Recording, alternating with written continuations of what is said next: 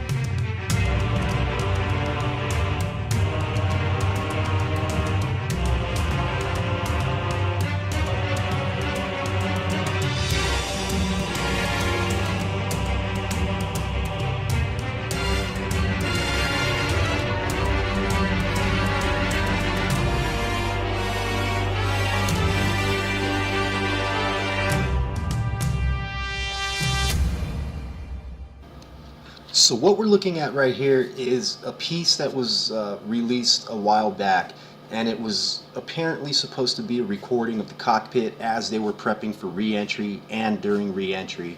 And we hear a conversation going on. It really just kind of looked like a staged set type of thing.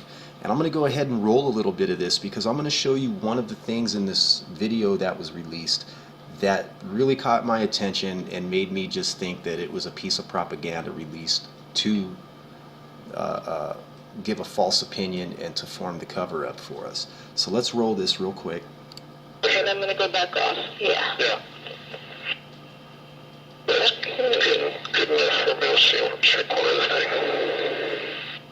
Now notice the guy with the camera.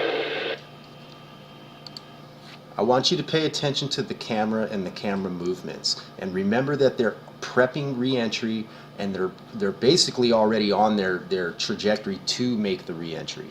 So everybody's strapped in, everybody's buckled down, they're strapped in, all right? They're ready to pull those G's, and they're all prepared. So just keep that in mind.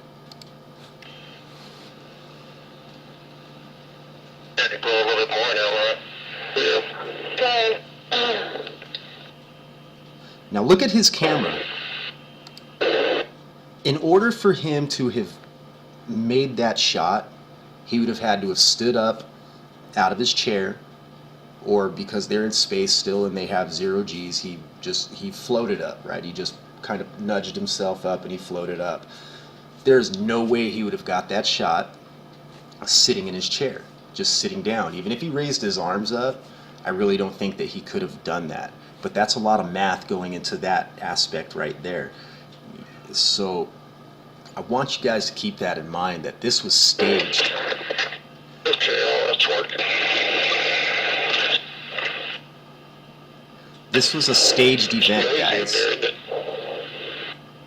You see over my shoulder, Laura? I was feeling it doesn't show up nearly as much as the back.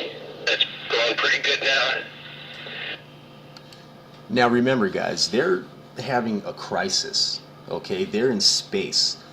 This shuttle is their only means of survival and their only way to get home, okay? So as I stated before, they're already on their trajectory to make re-entry into Earth's atmosphere.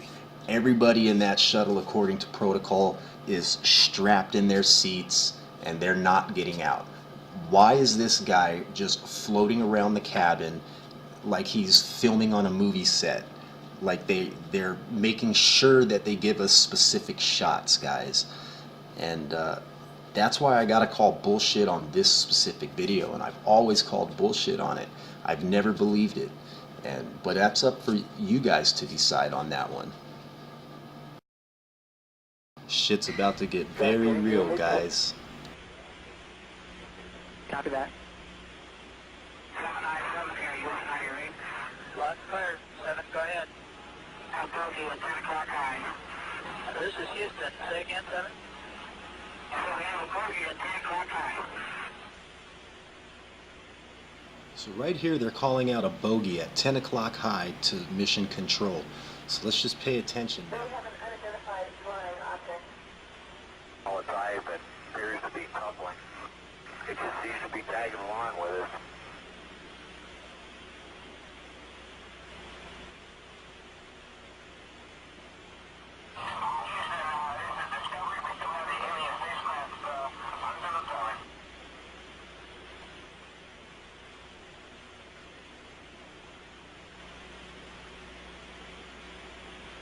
Yeah, Houston, we got somebody out the front window with a pair of binoculars and a zoom lens. We're trying to get a pretty good idea on this thing. And we copy that.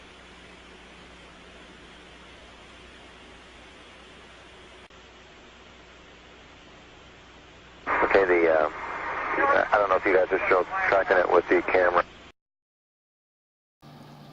Now right here, they were trying to focus their camera in on the space station, so when they swung it over to the object, it would be in focus with no fumbling around, and the transmission cut. Now we have mission control coming on, talking about they're losing this, they're losing all these different telemetries, and it wasn't all at once. They didn't lose all telemetry all at once. It didn't just explode in one big bang. There was multiple explosions throughout the ship because things were failing seconds apart from each other. And when we get when we're getting telemetry, we can tell down to the nanosecond what happened, right up until the point where the image where the telemetry stops. So let's listen to everything that's being said here, and I want you to really pay attention to this video, guys, because this is the type of video that I'm talking about that meets all my criteria to tell me that this is a 100% legitimate video. Flight Max. Go. We just lost tire pressure on left outboard and left inboard, both tires. FYI, I've just lost 4 separate temperature transducers on the left side of the vehicle, hydraulic return temperatures. 4 high return temps? To the left outboard and left inboard elevons. Okay, is there anything common to them, DSC or MDM or anything? I mean, you're telling me you lost them all at exactly the same time? No, not exactly. They were within probably 4 or 5 seconds of each other. Okay, where are those? Where is that instrumentation located? They're all 4 of them are located in the aft part of the left wing, right in front of the elevon actuators. And there is no commonality. No commonality. And there's no commonality between all these tire pressure instrumentations and the hydraulic return instrumentations? No, sir, there's not. We've also lost the nose gear down talkback and the right main gear down talkback. Nose gear and right main gear down talkbacks? Yes, sir. In flight econ?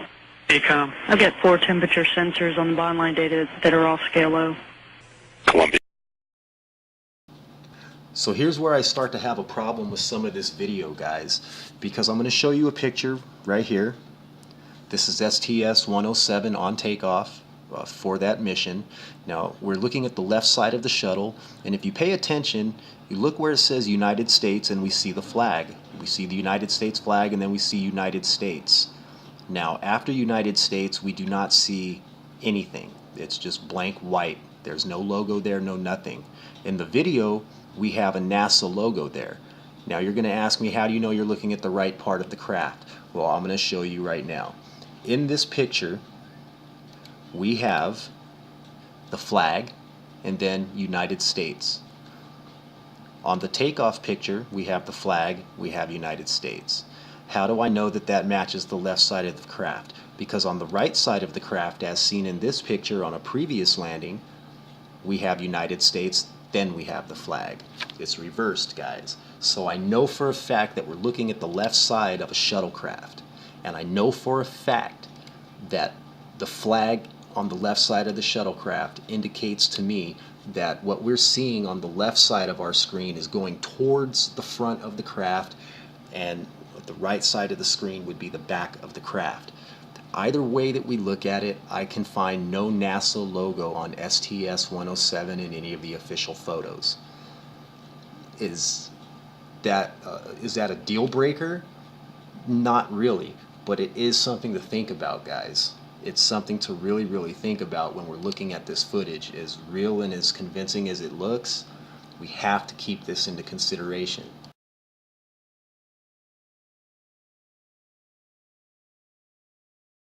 Houston, UHF comm check.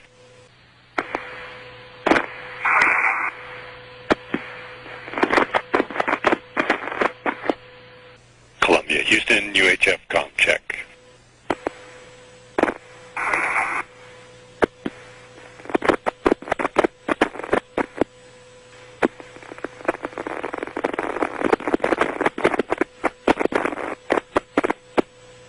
Capcom Charlie Hobaugh calling Columbia on UHF frequency as it approaches the Merritt Island tracking station range in Florida. Communications with Columbia were lost at about 8 a.m. Central Time, about 10 minutes ago. This is Mission Control Houston. Any debris that is located in the vicinity of the north central Texas area that may be related to the shuttle contingency should be reported to local law enforcement, who will then report to NASA. It should be avoided. Debris could be potentially hazardous due to toxic substances that are used as propellants on the space shuttle. Flight controllers here are securing all information and notes and data pertinent to the scheduled descent and landing of the shuttle today as part of contingency procedures. Search and rescue teams in the Dallas-Fort Worth Columbia, Houston, area UHF have been ComCheck. alerted.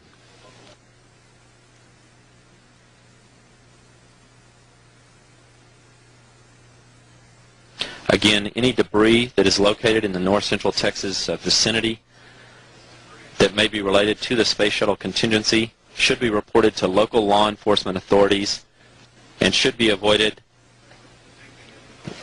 as it may be hazardous due to toxic substances that are used as propellants